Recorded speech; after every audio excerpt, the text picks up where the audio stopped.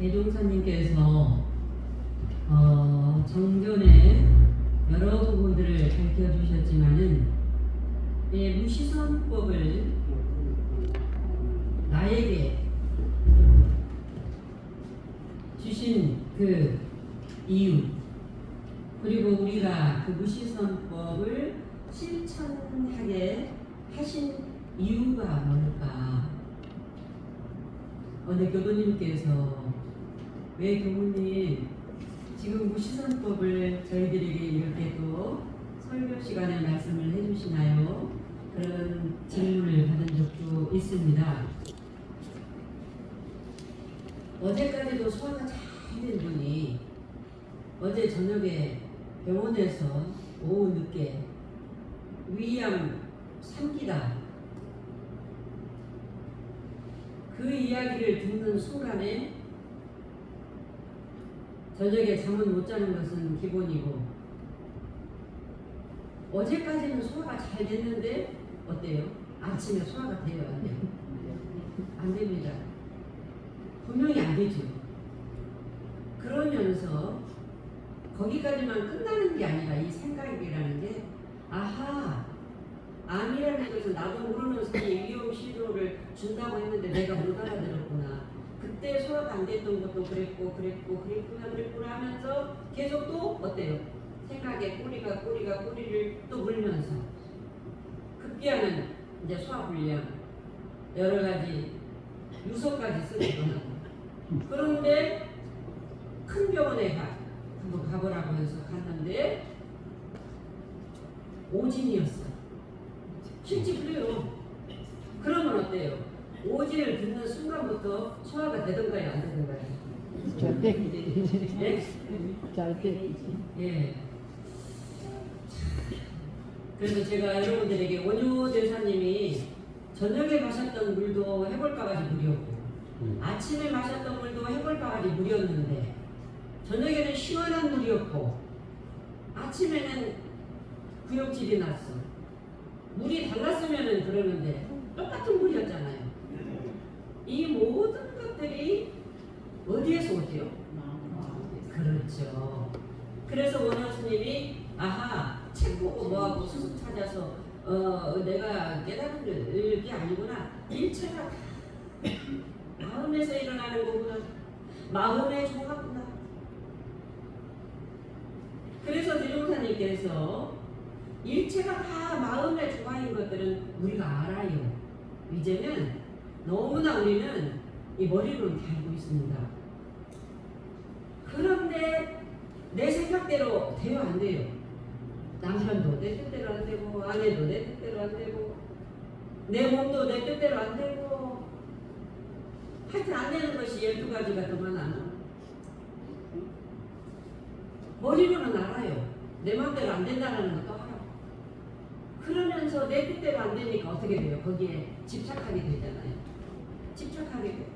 그러면 어떻게 돼? 마음이 고통스러워. 그래서 대종사님께서 이 무시선법을 우리들에게 공부를 하라고 하신 이유는 마음의 고통에서 해방시켜 주시기 위해서 나에게 각자 여러분 다 나에게 마음의 고통에서 해방시켜 주시기 위해서. 그러면 마음의 고통에서 해방이 되면 어떠느냐? 무시선법 제일 앞에 보면은 마음의 자유를 얻게 하는 공부인 바 그랬잖아요. 마음의 고통에서 해방이 되면은 자유롭다 이 말이에요. 그래서 오늘 여러분들과 함께 법문 명상에서도 보면은 마음의 복비라는 말이 나오죠. 그러죠? 마음의 복비. 그 부분이 나오잖아. 법문 명상에 마음의 복비. 그러나 이제 쭉 나오면서 그러나 처음으로 선을 닦는 사람 마음이 마음대로 잘 되지 아니하여 마치 저 손길들이와 같이 흡사하다 하면서 마음의 복비라는 부분이 나와요. 그래서 오늘 마음의 복비라는 소 제목으로 유지선법을 이 단락을 우리가 같이 생각을 해보는 시간을 갖겠습니다. 그래서 우리가 소만 고삐가 있는 게 아니라 마음에도 소가 있어. 우리들 마음. 지 마음대로 하려면, 지 뜻대로 하려면, 지 생각대로 하려면 있다니까요. 이것이 있어요. 그래서 그 마음 소에도 소 길들이기에는 고삐가 등장을 하듯이 소를 훈련시키는 고삐는 형상이라도 있지만은 마음은 모양도 소리도 형상도 없는데 어디서 불쑥불쑥 나타나고 막 속상하기도 했다 좋았다 하기도 하다가 뭘 알아듣기도 했다가 이랬단 말이에요. 그런데 이 마음의 소 길들이는 것은 고삐가 형상이 없어요. 그런데 이것이 누구나 다 원불교를 다니는 이유가 마음 공부를 하는 이유가 마음의 고통에서 해방이 되어서 내 마음을 마음대로 편안하게 어떤 나쁜 일이 돌아와도 거기에 흔들리거나 상처받지 않고 어떤 좋은 일이 돌아와도 거기에 막 그냥 끌려가지도 않고 고락을 초월한 그러한 마음을 갖고 싶죠. 이거를 틴낙단 스님께서는 그 자리를 평화로움 이렇게 내자로 표현을 해서 책을 낸 책이 있어요. 그런데 내용사님께서 뭘 자각하게 했느냐? 누구나 다 그렇게 하라고 이렇게 가르쳐 주었지만 처음으로 이 선을 갖는 사람은 너희를 분명히 마음이 마음대로 안 된다. 그것을 자각해라 그랬어요. 이게 전제입니다. 전제. 원불교 몇십 년 다녀도 제가 제 마음 하나 컨트롤 못하느니 다녀봤자 아무 소용이 없습니다. 이런 말씀을 하신 분들도 계시더라고요. 선을 10년을 그렇게 했는데 제 마음 하나 컨트롤 못하고 이렇게 저를 볶아먹고 있으니 선해봤자 아무 소용이 없습니다. 그러니까 대산종사님께서 몇 년 해봤냐? 제가 10년을 정말 동국사님 앞에서는 제가 자신있게 말씀드리겠습니다. 10년을 해봤습니다. 10년 해봤냐? 그러면 한 10년만 더 해봐. 그리고 와라. 근데 대산종사님 이제 열반하셨죠. 그런데 우리 여러분들 눈치채신 분들 알 거예요. 대종사님께서 당신이 서원문을 내놓으시면서 우리 어리석은 중생은 그렇게 내놓으셨죠. 명사님 그러죠. 그리고 우리라는 부분은 당신도 그렇죠. 당신은 깨달은 분이에요. 깨달았다고 다 되는 게 아니다. 이 말씀을 여기에 서원문에서 눈치채야 돼. 의원님 그러죠. 계속 하는 거예요. 계속 공부는 마치는 게 없어요. 마음 공부는 하는 거예요. 하는 거. 자, 이제 문제가 생기죠. 그래요, 부모님. 마음이라는 것은, 이 생각이라는 것은 형상도 없다고 하셨는데 어떻게 고삐를 잡는단 말입니까? 고삐를 잡으라고 했으니까 고삐를 어떻게 잡는단 말입니까? 우리가 살다 보면은 그냥 평안했어요. 그런데 갑자기 내 마음에 뭔가 걸릴 때가 있죠. 그냥 편안했다가 남편에 대해서도 아무 생각이 없었어. 그런데 누가 전화가 딱 한 명 와가지고 뭐 어디 술집에서 아가씨하고 있더라 하면 어때요? 걸리죠?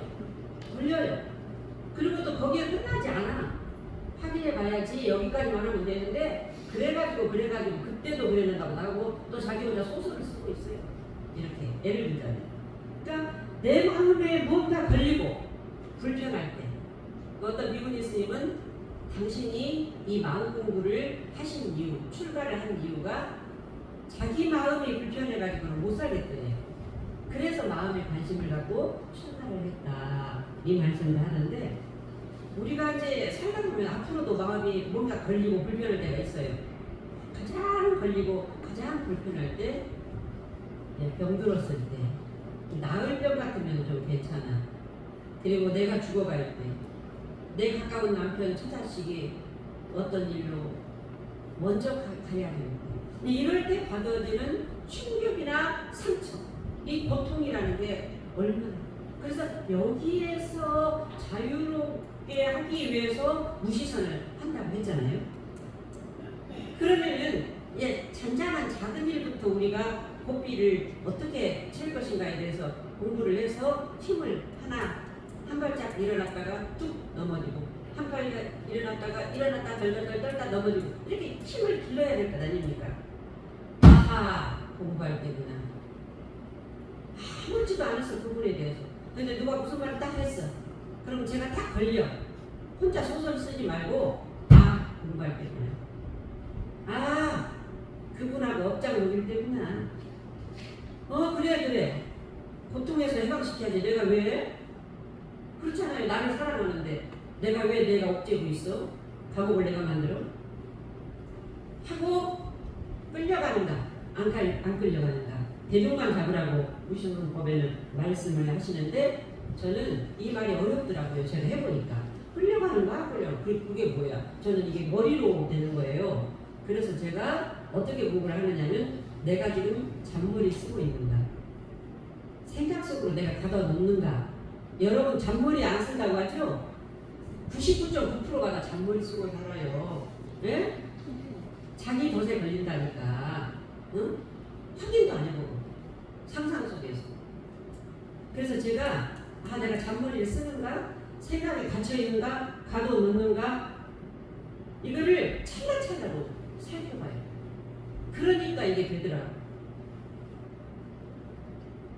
그래서 저는 목표가 마음의 자유에 대한 목표가 누누이 여러분들 무시성법에도 말씀드렸듯이 내가 원하는 것이 이루어졌든 소원 성취 이루어질지 않을 수도 있어요. 이루어지지 않았든 그 어떤 상황 속에서도 내 마음에서 상처받지 않고 흔들리지 걸림이 없을 때까지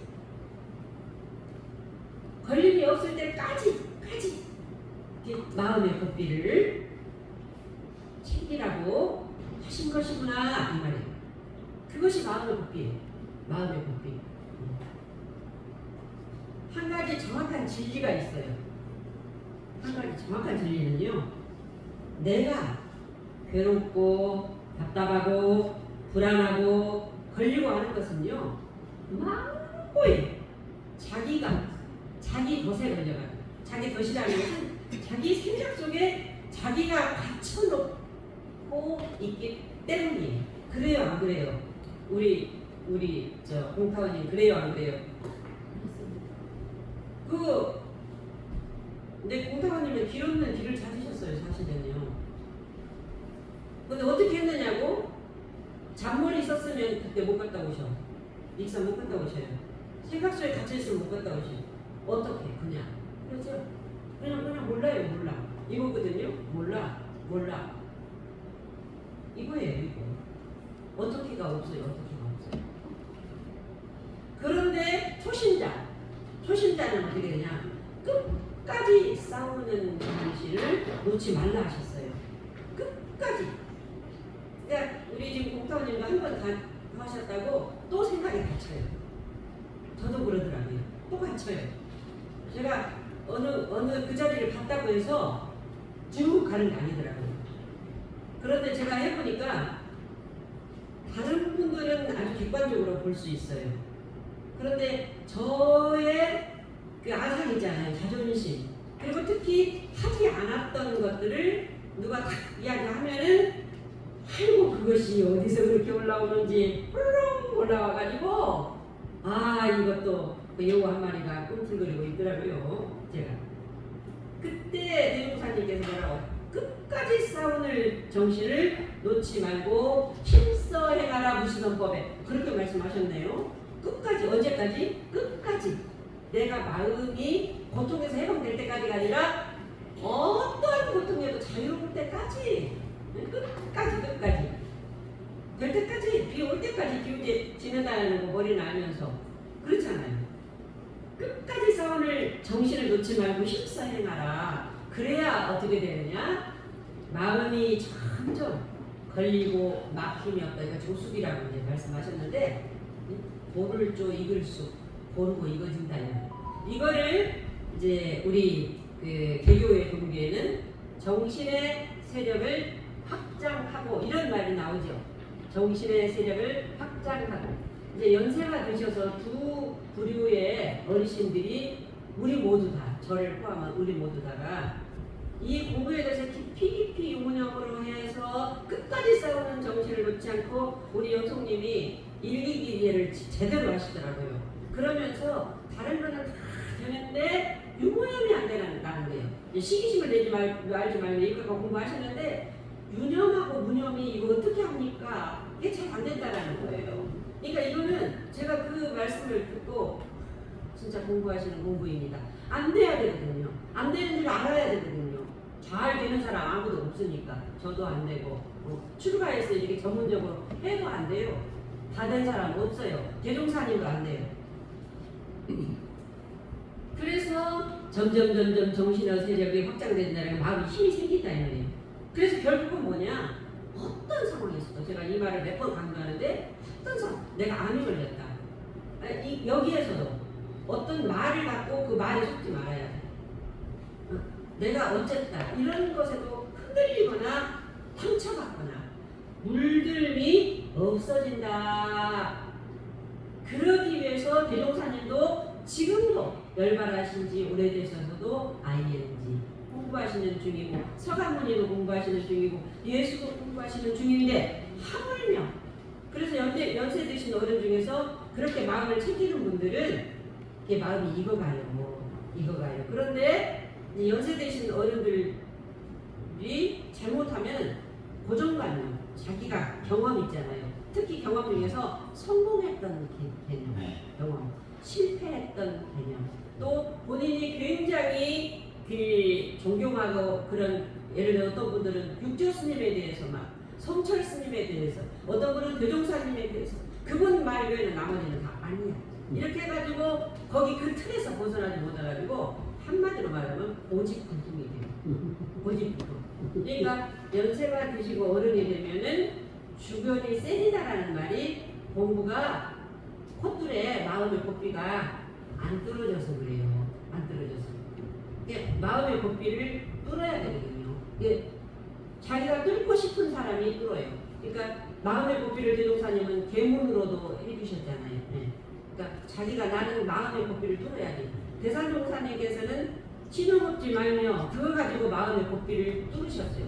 얼마나 그거 가지고 공부하셨는지 나무 연주가 제가 그걸 받았는데 유리알 연주로 변할 때까지 해주셨는지 그러면서 그때 하신 말씀이 내가 종법 사이에 오를 때까지 이 신용없지 말며 가지고 공부를 했다. 그런 어른도 그렇게 하시는데 하물며 10년 교당 몇십 년 됐다고 다 됐다? 아무 효력 없다? 아니죠 회타원님. 예, 그런 것 같아요. 그래서 정산종사님께서 또 이 방법을 말씀해 주셨는데 교우님 저도 하고 싶습니다. 어떻게 할까요? 그러니까 정산종사님께서 경위편 65장에 선을 닦는 4단계 과정에 대해서 말씀을 해주셨어. 제가 이론상에 대해서 4년 전에 첫날 이 말씀을 드렸어요.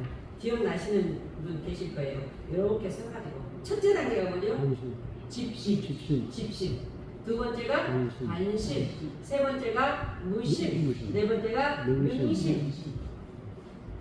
그거예요. 이것도 분석할 수가 없어. 그렇지만 이제 우리가 해보는 거예요. 마음을 어떻게 분석해요? 생각을 어떻게 분석해요? 회장님 그랬잖아요. 그렇지만 이제 초입자에게 마음에 콧뚜레 하니까 마음에다 콧뚜레를 어떻게 뚫어?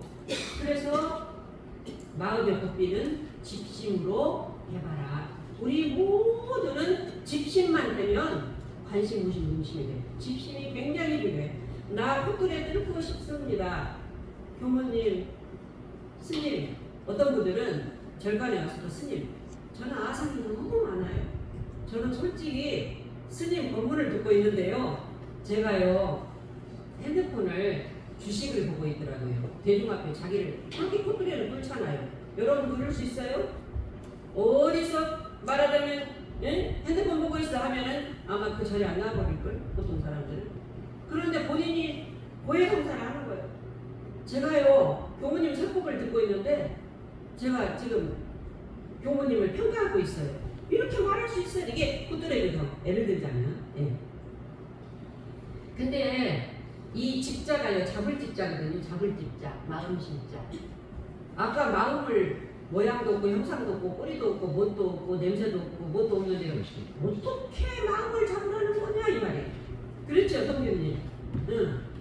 그리고 여기서 심자가 뭐냐 이 말이에요. 심자. 삼천배하고 딱 웃는 성철스님. 앞에는 한점, 뒤에는 부정이 뭐냐. 이렇게 화두를 던지잖아요. 이게 마음심자를 말하거든요. 마음심자. 네. 그리고는 한 말도 안 하고 삼점에 올리는 사람에게 그려주잖아요. 그렇죠? 그러니까 우리는 너무 이게 흔해가지고 아무것도 아닌 걸로 착각하고 있어요. 네, 그렇죠. 그렇죠. 그래서 이 심자라는 게 뭐냐? 여기 심자는요, 여러분, 이 심은요, 무슨 심자냐? 뭘 잡으라는 거냐? 본성을 말해요. 중요한 이야기예요. 본성. 1차적으로 잡아야 돼. 1차적으로 잡아야 돼. 그러니까 제가 여러분들에게 이론상을 이야기를 할 때 이론상 수행장에 할 때 이런 말씀을 했어요. 신앙은 믿음이요 수행은 기다림이다. 따라서 해봐라. 그 기억나세요? 자, 한번 따라서 해볼게요. 신앙은 믿음이요 수행은 기다림이다. 제가 해보니까 이게 들어오더라고요. 이게 무슨 말인가 그랬거든요. 그러니까 믿음을 신앙은 우리가 원불교 이론상을 신앙한다고 하잖아요. 이론상을 신앙한다는 거죠. 이론상을 수행한다고 하죠. 그렇죠.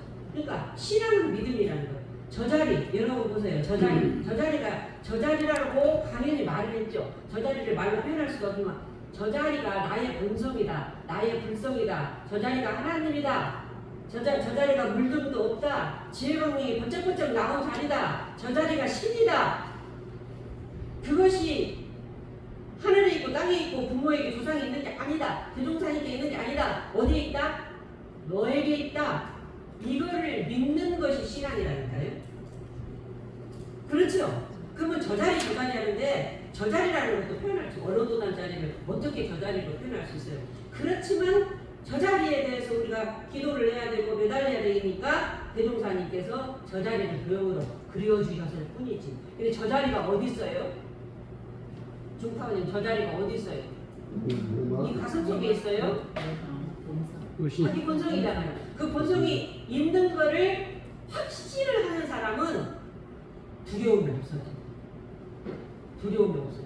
그 본성이 흔들리거나 물들거나 상처받는 것이 절대로 상처받을 수도 없다. 누가 뭐래도 여우 한 마리가 아무리 나를 흔들어도 나는 거기에 꼬리치지 않는 것이 나다라는 믿음을 내가 몇 프로 갖느냐.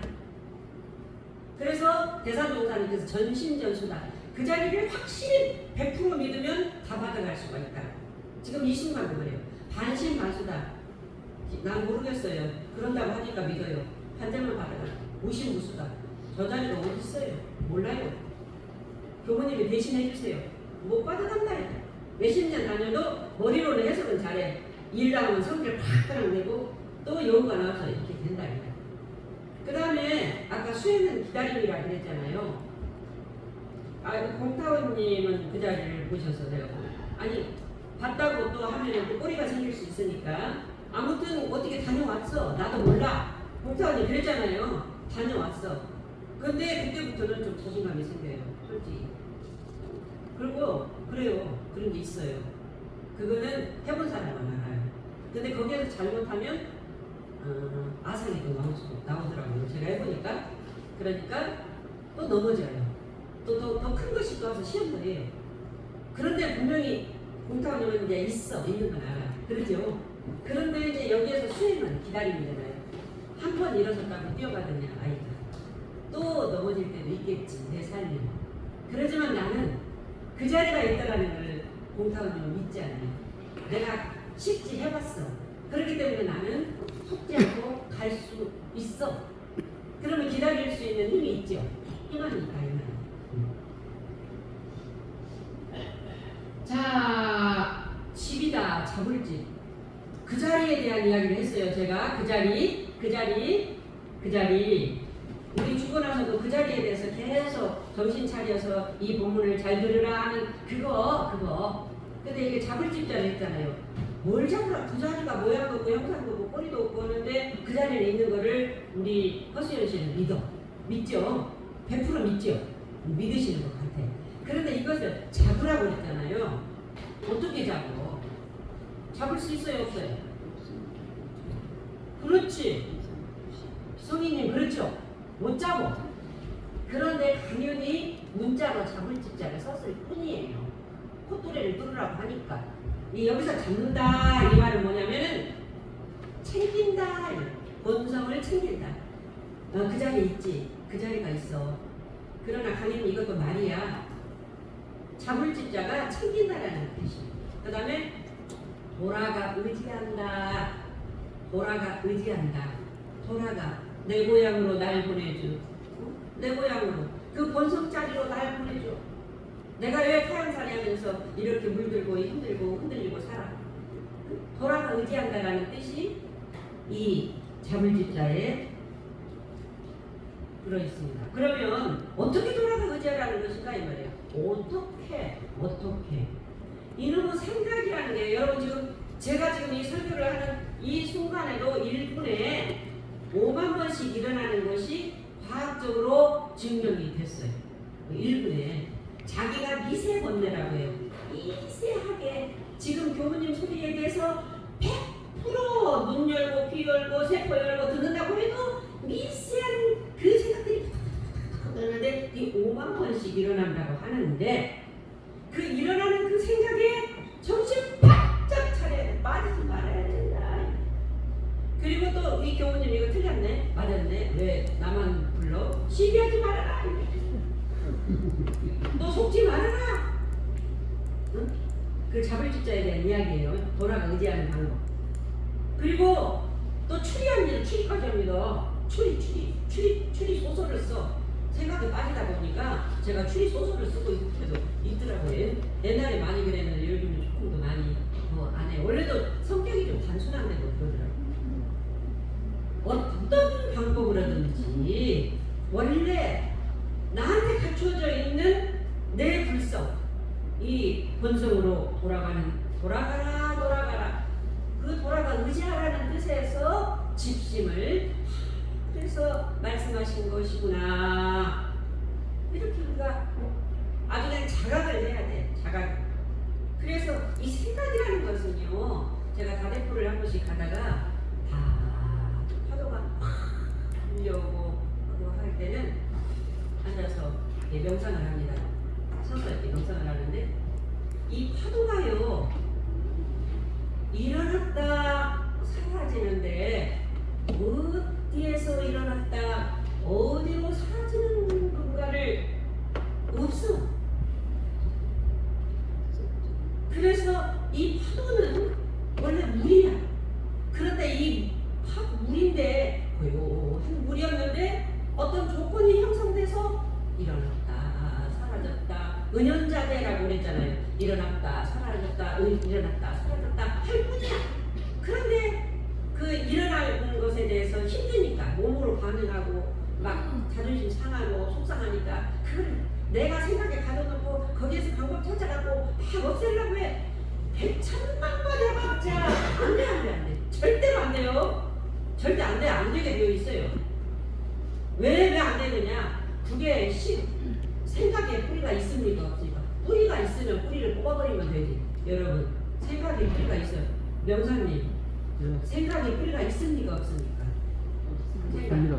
예? 없습니다. 확실하죠. 파도가 뿌리가 없잖아요. 그러니까 여러분들이 무슨 일이 당할 때 생각에 막 스스로 갇혀 있을 때 있어요. 생각 우리가 마음 안 챙기면 막 그렇게 되거든요. 그럴 때 생각에 뿌리가 없지. 내가 왜 또 감옥에 넣어놓고 나 혼자 힘들어하고 있어? 생각에 뿌리가 없어요. 이 생각이라는 것은 나타났다 사라졌다는 안개요 이슬이요 구름일 뿐이요. 그래서 우리가 보통 뜬구름 잡지 말라고 하는 이야기 있죠. 뜬구름 잡지 말라고 맞는 거예요. 뜬구름 잡지 말아야 돼. 살다 보면 예상밖의 일들이 많이 터집니다. 앞으로도 그래요. 그래서 가장 지금 앞으로 일들은 나의 죽음, 배우자의 죽음, 아마 그런 일들이 큰일일 거예요. 뭐 재산이 있고 없고 좀 벌고 뭐 이런 것들은 뭐 그렇지만 나의 죽음과 배우자의 죽음 이런 것들 그게 쉽지가 않아요 사실. 그런데 이때 먼저 호흡을 한번 가다듬고 기운을 이렇게 내려봅니다. 들숨 날숨을 한 1분 정도 해보고 수많은 생각들이 떠올라올 것입니다. 이때 여러분들이 결국 원불교를 다니는 이유, 마을 공부를 하는 이유, 집신 공부를 하는 이유, 꽃뿌리를 내가 뚫어야 되겠다는 하는 이유는 그 당하는 상황을 내가 어찌할 수는 없지만 지혜롭게 문제를 해결을 그것도 빨리 하기 위해서 지금 교당을 다니고 있잖아요. 그 빠른 방법은 머리로는 알아요. 이렇게 해야 된다는 것도 알아요. 하지만 딱 당해놓으면은 입에서 쓴내가 나요. 어렵습니다. 억울한 경제 당해보니까 아까도 말씀드렸듯이 밝히고 싶어요. 따지고 싶어요. 저 우군을 모으고 싶어요. 그런데요, 그 감정 상태로는요, 누구 손해냐? 지혜가 떠오르지도 않고 자기 손해예요. 그래서 저는 그런 너무나 어떤 억울한 관계를 딱 당했을 때 부동산을 사주고 저는 가만히 앉아서 이렇게 있는 것보다도 부동산을 다 가가지고 그냥 제가 좋아하는 법문이 있어요. 그 법문을 이렇게 들어요. 법문을 듣고 조금 빠르게 그 생각이 떠오르려고 하면은 이게 호흡에다가 하나 둘셋넷 다섯 여섯 일곱 들숨 4번 날숨 4번 그러니까 호흡에 의식을 저는 집중하는 집신 공부를 합니다. 그냥 부동산만 가면 안 되더라고요. 그 생각을 막 또 하고 있어. 그러면 그때 제가 좋아하는 법문도 들어. 근데 법문은 법문이고요. 또 그 생각이 막 또 꼬리를 쳐. 그럴 때는 제가 몸에다가 딱 끌어다가 제가 하나 둘 다리를 걸으면서 훅훅훅훅훅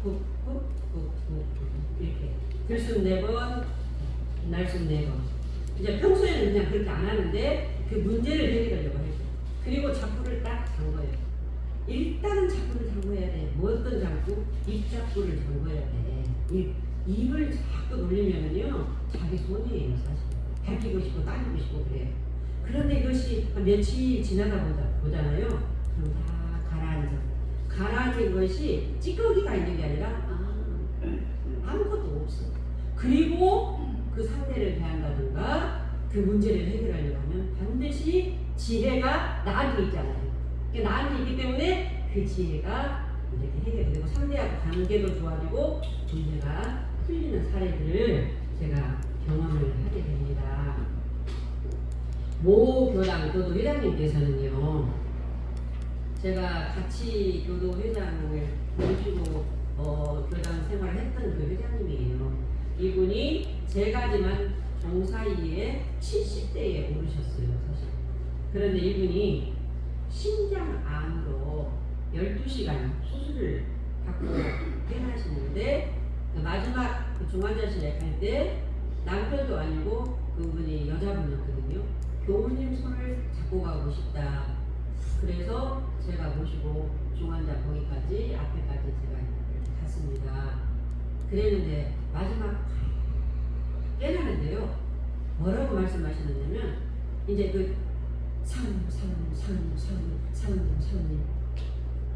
그러니까 평소에 이분이 집신 공부를 뭘로 했죠? 억울하거나 분하거나 남편의 성격이 엄청 큰 회사의 회장인데 너무너무 좋아요. 밥이 안 주면 그 자리에서 엎어버리니까 그러니까 얼마나 힘들겠어요. 또 잘해줬다가 막 이러니까 힘들어요. 그러니까 이분이 평소에 원불교 안에서는 진짜 좋을 것 같다고 하는데 평소에 이분이 어떻게 아마 사리가 나와도 몇 번가 나왔을 거예요. 사모님 얼마나 많이 했는지 마지막 깨어날 때 이 공부를 이렇게 하시더라고요.